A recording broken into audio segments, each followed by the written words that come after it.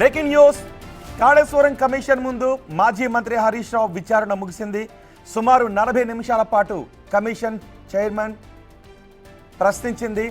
Commission విచారణ తర్వాత హరీష్ రావు కేసీఆర్ నివాసానికి బయలుదేరారు. కేటీఆర్తో కలిసి కేసీఆర్ను కలవబోతున్నారు హరీష్ రావు. కమిషన్ అడిగిన ప్రశ్నలకు ఆధారాలతో సహా వివరించాను అని హరీష్ రావు చెప్పారు.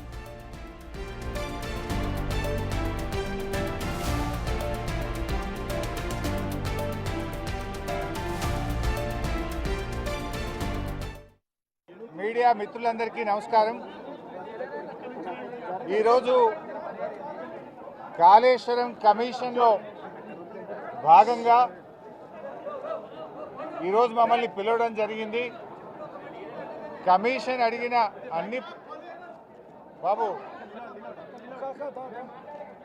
కమిషన్ అడిగినటువంటి అన్ని ప్రశ్నలకు కూడా సమాధానాలు చెప్పడం జరిగింది. వారికి సమాధానాలు నోటి మాటగా చెప్పడమే కాదు, అన్ని రకాల ఎవిడెన్స్లు కూడా పూర్తి స్థాయిలో అందించడం జరిగింది. నేను మీడియాతో కూడా ఒకటే కోరుతా ఉన్నా, ఎందుకంటే మేము కమిషన్ ముందు హాజరయ్యి వచ్చి ఇక్కడ నేను రాజకీయాలు మాట్లాడడమో ఇతర అంశాల జోలికి వెళ్ళను. రాజకీయాలు ఉంటే రేపు మాట్లాడుకుందాం, క్వశ్చన్ అండ్ ఆన్సర్స్ రేపు అడగండి, అన్నిటికీ ఆన్సర్ ఇస్తా. బట్ ఈరోజు ఎందుకంటే కమిషన్ ముందు ఏం జరిగిందో మీకు కావాలి, ఎందుకంటే ఐ కెనాట్ మిస్గైడ్. లోపల ఒకటి చెప్పి బయట ఒకటి చెప్పడం అనేది తప్పవుతుంది. లోపల ఏం జరిగింది, కమిషన్కు నేను ఏం చెప్పాననేటువంటి అంశాలు మాత్రమే మీ ముందుంచుతాను. మీకు మిగతా ఎన్ని క్వశ్చన్స్ ఉన్నా, ఎన్ని పొలిటికల్గా కావాలన్నా రేపు మాట్లాడుకుందాం. Today I will not speak any politics. ముఖ్యంగా మొట్టమొదలు తమ్మిడిహట్టి నుంచి మేడిగడ్డకు ఎందుకు మార్చారు అనే దాని మీద చాలాసేపు డిస్కషన్ జరిగింది. దానికి నేను సవివరంగా సమాధానం చెప్పడం జరిగింది. ముఖ్యంగా కొత్తగా ఏర్పడ్డ తెలంగాణ ప్రభుత్వం తమ్మిడిహట్టి దగ్గరే దాన్ని కట్టడానికి అన్ని రకాల ప్రయత్నం చేశాము. నేను ఇరిగేషన్ మంత్రి అయినప్పుడు రివ్యూ చేసుకుంటే ప్రాణహిత చేవెళ్ల ప్రాజెక్టును 7 భాగాలు 28 ప్యాకేజీలుగా నిర్ణయించి టెండర్లు పిలిచి పనులు ప్రారంభించారు. హెడ్ దగ్గర పని స్టార్ట్ చేయకుండా తోకల దగ్గర పని స్టార్ట్ చేసిండ్రు. ఎక్కడైతే నీళ్లు డ్రా చేయాలో, ఎక్కడైతే తమ్మిడిహట్టి దగ్గర నుంచి హరీష్ రావు విచారణకు సంబంధించి మరింత సమాచారం మా ప్రతినిధి విజయ్ అందిస్తారు. విజయ్, మొన్న పవర్ పాయింట్ ప్రజెంటేషన్లో ఏ వివరాలు అయితే హరీష్ రావు చెప్పారో ఈరోజు అవే వివరాలు కమిషన్ ముందు చెప్పినట్టుగా హరీష్ రావు మాటల్లో మనకు తెలుస్తుంది. సో మొత్తానికి ఈరోజు విచారణ గురించి మీ దగ్గర ఉన్న సమాచారం ఏంటి? ఎస్ రోహిత్, అయితే సుమారుగా కాళేశ్వరం కమిషన్ ఎదుట ఈ కమిషన్ మొత్తం విచారణ అంతా కూడా 40 నుంచి 45 నిమిషాల పాటు కూడా జరిగినట్టుగా తెలుస్తూ ఉంది. ఇందులో పలు కీలకమైనటువంటి ప్రశ్నల్ని కూడా అప్పట్లో మాజీ మంత్రి, అంటే అప్పట్లో నీటిపారుదల శాఖ మంత్రిగా పనిచేసినటువంటి హరీష్ రావును కాళేశ్వరం కమిషన్ ప్రశ్నించినట్టుగా కూడా తెలుస్తూ ఉంది. మొట్టమొదటి చూసుకున్నట్లయితే అసలు తమ్మిడిహట్టి నుంచి మేడిగడ్డ బ్యారేజ్ను మార్చడం అనేది ఎవరి ఆలోచన, దీనిపైన అసలు ఎందుకు మార్చవలసి వచ్చిందనేటువంటి దానిపైన కూడా ప్రశ్నించినట్టుగా కూడా తెలుస్తూ ఉంది. అలాగే మొత్తం ఈ బ్యారేజీలకు సంబంధించినటువంటి నమూనాలను, ఏవైతే నమూనాలు ఉన్నాయో వాటిని రీడిజైన్ చేయడానికి గల కారణాలేంటి, ఎవరు చెప్తే ఈ రీడిజైన్ చేశారు అన్నటువంటి దానిపైన కూడా ప్రశ్నించినట్టుగా కూడా తెలుస్తూ ఉంది. మరి ముఖ్యంగా క్యాబినెట్కు సంబంధించి ఆమోదం ఉందా లేదా, అసలు కాళేశ్వరం ప్రాజెక్ట్ అనేది క్యాబినెట్ మొత్తం అప్పుడున్నటువంటి బీఆర్ఎస్ క్యాబినెట్ మొత్తం కూడా ఆమోదించిందా లేదా అనేటువంటి అంశం పైన కూడా ఈరోజు కమిషన్ కూడా విచారణలో భాగంగా హరీష్ రావును ప్రశ్నించినట్టుగా కూడా తెలుస్తూ ఉంది. అయితే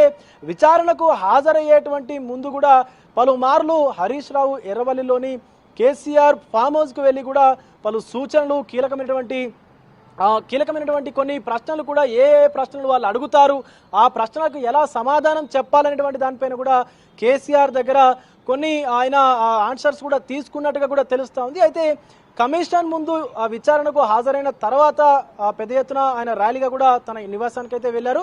నివాసానికి వెళ్ళిన తర్వాత ఈరోజు మరి ఒక్కసారి కూడా ఎర్రవల్లిలోని ఫామ్ హౌస్కి అయితే వెళ్ళనున్నారు. కేసీఆర్ వద్దకు కూడా హరీష్ రావు వెళ్ళనున్నట్టుగా కూడా కొంత కీలక సమాచారం అయితే ఉంది రోహిత్. అయితే ఈ కమిషన్ ముందు ఎదురైన తర్వాత, అంటే విచారణ ఎదురైన తర్వాత హరీష్ రావును ఏ ప్రశ్నలు కమిషన్ అడిగింది, అలాగే అధికారులు ఎలాంటి ప్రశ్నలు హరీష్ రావును అడిగారనేటువంటి అంశాలపైన కూడా చర్చలు జరపనున్నట్టుగా కూడా తెలుస్తూ ఉంది.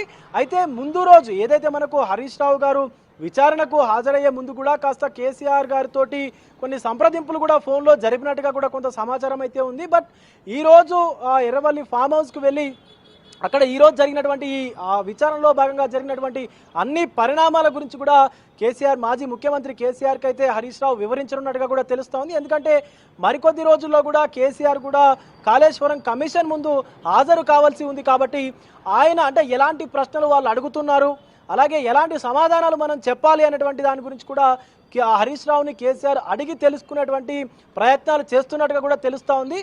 మరీ ముఖ్యంగా ఈరోజు మళ్ళీ తిరిగి హరీష్ రావు అయితే ఎర్రవల్లి ఫామ్ హౌస్ కు వెళ్లేటువంటి అవకాశాలు అయితే విజయ్ ఎవరెవరు వెళ్తున్నారు? ఫామ్ హౌస్ కి ఎవరెవరు వెళ్తున్నారు? హరీష్ రావు ఒక్కరే వెళ్తున్నారా, కేటీఆర్ తో కలిసి వెళ్తున్నారా?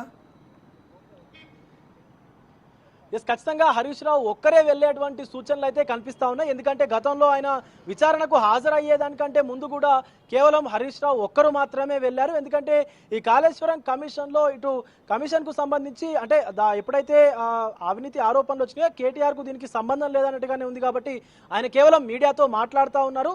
కొన్ని ప్రభుత్వం పైన కూడా కొన్ని విమర్శలు చేస్తూ వచ్చారు. కానీ ఇంతవరకు ఎక్కడ కూడా అధికారికంగా కూడా కేటీఆర్ని రమ్మని చెప్పి కానీ కమిషన్ పిలవలేదు, ప్రభుత్వం కూడా ఏ అభియోగం మోపలేదు. కాబట్టి ఖచ్చితంగా హరీష్ రావు ఒక్కరు మాత్రమే ఎర్రవల్లి ఫామ్ హౌస్కు వెళ్ళేటువంటి అవకాశం అయితే కనిపిస్తూ ఉంది.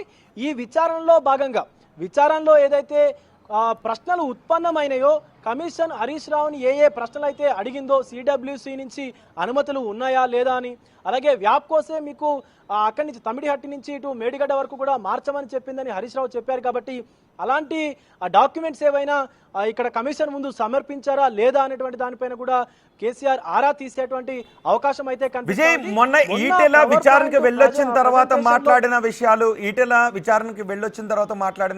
ఇప్పుడు హరీష్ రావు విచారణకు వెళ్ళొచ్చిన తర్వాత మాట్లాడిన విషయాలను బేరీజ్ వేసుకుంటే ఏమైనా కొత్త విషయాలు తెలుస్తున్నాయా?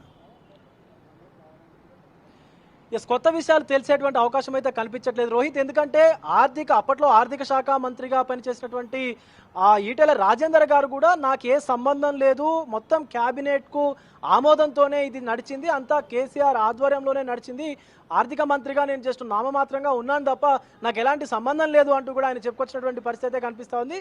సో ప్రజెంట్ ఇప్పుడు మాత్రం చూసుకున్నట్లయితే అప్పుడు బీఆర్ఎస్ ప్రభుత్వ హయాంలో భారీ నీటిపారుదల శాఖ మంత్రిగా పనిచేసినటువంటి హరీష్ రావుతో పాటు కేసీఆర్ దగ్గర కూడా కొద్ది రోజులు 2018 తర్వాత ఈ భారీ నీటిపారుదల శాఖ మంత్రి కూడా ఆ మంత్రిత్వ శాఖ కూడా ఉన్నందున ఈ ఇద్దరిని కూడా ఇప్పుడు ఈ విచారణలో భాగంగా విచారించేటువంటి అవకాశం అయితే కనిపిస్తూ ఉంది. ఈరోజు హరీష్ రావు విచారణలో చూసుకున్నట్లయితే మొన్న ఏదైతే పవర్ పాయింట్ ప్రజెంటేషన్ ఉందో ఆ పవర్ పాయింట్ ప్రజెంటేషన్లో చెప్పినటువంటి కీలక అంశాలను మాత్రమే ఇక్కడ మళ్ళీ కూడా లేవనెత్తేటువంటి ప్రయత్నం అయితే చేశారు ఆయన. ఏ కొత్త విషయం కూడా ఆ రోజు బీఆర్ఎస్ భవన్లో ఆ ప్రజెంటేషన్లో భాగంగా చెప్పినటువంటి విషయాలు మాత్రమే మాట్లాడారు తప్ప ఏ కొత్త విషయం కూడా ఆయన అయితే చెప్పలేదు. సో రాజకీయ హరీష్ అంటున్నారు సాక్ష్యాధారాలతో సహా, కమిషన్ అడిగిన ప్రతి ప్రశ్నకు నేను సాక్ష్యాధారాలతో సహా చూపించాను అని. సో హరీష్ రావు తీసుకున్న సాక్ష్యాధారాలు ఏంటి, వాటి గురించి ఏదైనా ఇన్ఫర్మేషన్ ఉందా? ఖచ్చితంగా రోహిత్. ఎందుకంటే ఆ వ్యాప్కోస్ ఏదైతే సిడబ్ల్యూసిలో సెంట్రల్ వాటర్ కమిషన్ ఏదైతే ఉందో దాంట్లో భాగమైనటువంటి వ్యాప్కోస్ ఏదైతే ఉందో ఆ వ్యాప్కోస్ కు పంపించినటువంటి లెటర్స్, ఆ లెటర్స్ అన్ని కూడా 2 విడతలుగా 3 విడతలుగా కూడా లెటర్స్ వచ్చాయని చెప్తా ఉన్నారు ప్రభుత్వానికి. అప్పుడు ప్రభుత్వం అధికారంలో ఉన్నప్పుడు ఆ లెటర్స్ కానీ ఇతర కేంద్రానికి రాసినటువంటి భారీ నీటిపారుదల శాఖ కేంద్ర నీటిపారుదల శాఖకు రాసినటువంటి లెటర్స్ కానీ, అలాగే మహారాష్ట్ర గవర్నమెంట్కి మొదట్లో కాంగ్రెస్ గవర్నమెంట్ ఉండేది కాబట్టి దాని తర్వాత వరుసగా 7 సంవత్సరాలు కాంగ్రెస్ గవర్నమెంట్ ఉన్నా కూడా తమిడిహట్టి వద్ద ప్రాజెక్టు నిర్మించలేకపోయింది. తర్వాత బీజేపీ ప్రభుత్వం మహారాష్ట్రలో వచ్చింది. అప్పటి బీజేపీ ప్రభుత్వానికి కూడా ఆయన లేఖలు రాసినటువంటి ఆ లేఖలన్నీ కూడా ఈరోజు కమిషన్ ముందు ఆయన ఉంచినట్టుగా కూడా తెలుస్తూ ఉంది. ఈ యొక్క ఆధారాలన్నింటినీ కూడా అంటే గతంలో కాళేశ్వరం ప్రాజెక్టుకు సంబంధించినటువంటి బీఆర్ఎస్ పార్టీకి సంబంధించినటువంటి అన్ని ఆధారాలను కూడా ఈరోజు హరీష్ రావు అయితే కమిషన్ ముందు ఉంచినట్టుగా కూడా తెలుస్తూ ఉంది. తమ వద్ద ఉన్నటువంటి ఆధారాలన్నీ కూడా నేను కమిషన్ వద్ద ఉంచాను, అలాగే ప్రభుత్వం వద్ద కూడా అంటే ఇంత పెద్ద ఆరోపణ చేసింది కాబట్టి ప్రభుత్వం వద్ద కూడా ఉన్నటువంటి నాకంటే ఎక్కువ ఆధారాలన్నీ కూడా ప్రభుత్వం వద్దే ఉంటాయంటూ కూడా హరీష్ రావు మాట్లాడుతున్నటువంటి సందర్భం అయితే కనిపిస్తూ ఉంది రోహిత్. రైట్ విజయ్, 2 రోజుల క్రితం కాళేశ్వరం కమిషన్ ముందు విచారణకు ఈటెల హాజరై వచ్చారు. ఈ రోజు అప్పటి భారీ నీటిపారుదల శాఖ మంత్రి హరీష్ రావు విచారణకు హాజరయ్యారు. కమిషన్ అడిగిన ప్రతి ప్రశ్నకు సాక్ష్యాధారాలతో సహా వివరించి చెప్పాను అని హరీష్ రావు అంటున్నారు. విచారణ తర్వాత హరీష్ రావు కేసీఆర్ నివాసానికి వెళ్తున్నట్టుగా తెలుస్తోంది. కాళేశ్వరం కమిషన్ ముందు మాజీ మంత్రి హరీష్ రావు విచారణ ముగిసింది. సుమారు 40 నిమిషాల పాటు కమిషన్ చైర్మన్ ప్రశ్నించారు. కమిషన్ విచారణ తర్వాత హరీష్ రావు కేసీఆర్ నివాసానికి బయలుదేరుతున్నారు. కాళేశ్వరం కమిషన్ హరీష్ రావుకు 15 ప్రశ్నలు సంధించింది. ఇరిగేషన్ మంత్రిగా ఎన్ని రోజులు పనిచేశారు, మంత్రుల సబ్ కమిటీ ఎందుకు ఏర్పాటు చేశారు, అది ఏ అంశాలపై స్టడీ చేసింది అని కమిషన్ ప్రశ్నించినట్టుగా తెలుస్తోంది.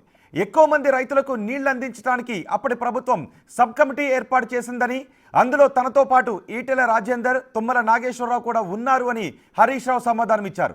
ప్రాజెక్టుల లొకేషన్లు ఎందుకు మార్చారు అన్న ప్రశ్నకు మహారాష్ట్ర ఒప్పుకోలేదు కాబట్టే తుమ్మడిహట్టి వద్ద నుంచి మేడిగడ్డకు మార్చాము అని హరీష్ రావు సమాధానం ఇచ్చారు.